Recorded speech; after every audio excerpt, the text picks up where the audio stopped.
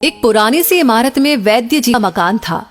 वैद्य जी पिछले हिस्से में रहते थे और अगले हिस्से में दवा खाना खोल रखा था। उनकी पत्नी की आदत थी कि दवा खाना खोलने से पहले उस दिन के लिए जरूरी सामान एक चिट्ठी में लिख करके दे देती थी। वैद्य जी गद्दी पर बैठकर के पहले भगवान का नाम लेते, फिर वो चिट्ठी खोलते और पत्नी ने जो बातें लिखी होती उनके भाव देखते, फिर उनका हिसाब करते, फिर परमात्मा से प्रार्थना करते कि हे भगवान, मैं केवल तेरे ही आदेश के अनुसार तेरी भक्ति छोड़कर यहाँ दुनियादारी के चक्कर में आ बैठा हूँ। वैद्य जी कभी अपने मुंह से किसी रोगी से फीस नहीं मांगते थे।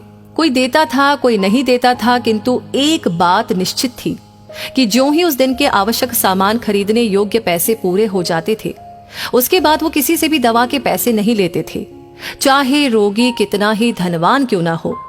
एक दिन वैद्य जी ने दवा खाना खोला। गद्दी पर बैठकर परमात्मा का स्मरण करके पैसे का हिसाब लगाने के लिए आवश्यक सामान वाली चिट्ठी खोली तो वो चिट्ठी को एक टक देखते ही रह गए। एक बार तो उनका मन भटक गया। उन्हें अपनी आंखों के सामने तारे चमकते हुए नजर आए, किंतु शीघ्र ही उन्होंने अपनी तंत्रिकाओं पर नियंत्रण पा लिया। आटे, दाल, चावल आदि के बाद पत्नी ने लिखा था, बेटी का विवाह 20 तारीख को है, उसके दहेज का सामान। कुछ देर सोचते रहे, फिर बाकी चीजों की कीमत लिखने के बाद दहेज के सामने लिखा, ये काम परमात्मा का है, परमात्मा जाने। एक दो रोगी आए थे, उन्हें वैद्य जी दवाई दे रहे थे। इसी दौरान एक बड़ी सी कार उनके दरवाजे के सामने आकर रुकी। वैद्य जी ने कोई खास तवज्जो नहीं दी, क्योंकि कई कारों वाले उनके पास आते रहते थे। दोनों मरीज दवाई लेकर चले गए। वो सूट बूट में साहब कार से बाहर निकले और नमस्ते करके बेंच पर बैठ गए।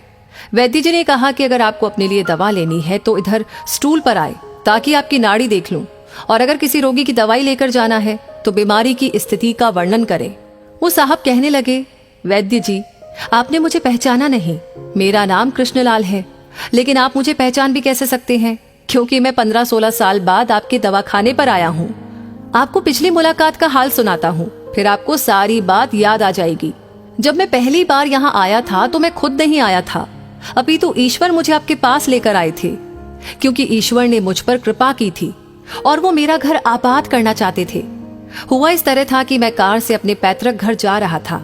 बिल्कुल आपके दवाखाने के सामने हमारी कार पंक्चर हो गई। ड्राइवर कार का पहिया उतारकर पंक्चर लगवाने चला गया। आपने देखा कि गर्मी में मैं कार के पास खड़ा था, तो आप मेरे पास आए और दवाखाने की ओर इशारा किया और कहा कि इधर आकर कुर्सी पर बैठ जाए। फिर मैं कुर्सी पर आकर बैठ गया। ड्राइवर ने कुछ ज्यादा ही देर लगा दी थी। एक छोटी सी बच्ची भी यहाँ पर आपकी मेज के पास खड़ी थी और बार बार कह रही थी, चलो ना बाबा, मुझे भूख लगी है। आप उससे कह रहे थे कि बेटी थोड़ा धीरज धरो, चलते हैं। मैं ये सोचकर इतनी देर से आपके पास बैठा था और मेरे ही कारण आप खाना खाने भी नहीं जा रहे थे।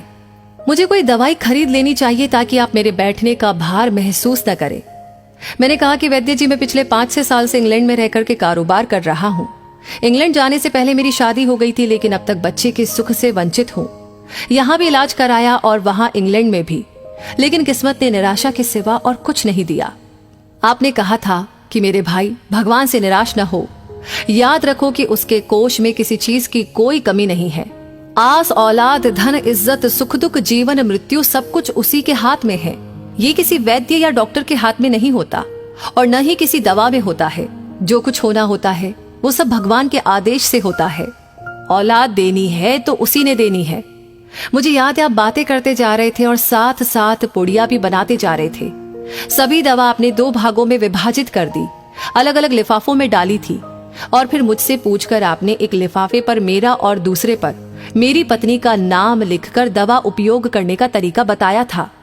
मैंने तब वो दवाई ले ली थी, क्योंकि मैं सिर्फ कुछ पैसे आपको देना चाहता था। लेकिन जब दवा लेने के बाद मैंने पैसे पूछे तो आपने कहा था, बस ठीक है। मैंने जोर डाला तो आपने कहा कि आज का खाता बंद हो गया है। मैंने कहा, मुझे आपकी बात समझ नहीं आई। इसी दौरान वहां पर एक और आदमी आया और उसने हमारी चर्चा सुनकर मुझे बताया कि खाता बंद होने का मतलब ये है कि आज के घरेलू खर्च के लिए जितनी राशि वैद्य जी ने भगवान से मांगी थी वो ईश्वर ने उन्हें दे दी है। अधिक पैसे वो ले नहीं सकते। मैं कुछ हैरान हुआ और कुछ दिल में लज्जित भी कि मेरे विचार कितने निम्न थे और ये सरल चित्त वैद्य कितना महान है। मैंने जब घर जाकर पत्नी को औषधि दिखाई और सारी बात बताई तो उसके मुंह से निकला, वो इंसान नहीं, कोई देवता है। और उसकी दी हुई दवा ही हमारे मन की मुराद पूरी करने का कारण बनेंगी। आज मेरे घर में 2 फूल खिले हुए हैं। हम दोनों पति पत्नी हर समय आपके लिए प्रार्थना करते रहते हैं। इतने सालों तक कारोबार ने फुर्सत ही नहीं दी कि स्वयं आकर आपसे धन्यवाद के 2 शब्द कह सके। इतने बरसों बाद आज भारत आया हूँ और कार केवल यहीं पर रोकी है। वैद्य जी, हमारा सारा परिवार इंग्लैंड में सेटल हो चुका है। केवल मेरी एक विधवा बहन अपनी बेटी के साथ भारत में रहती है।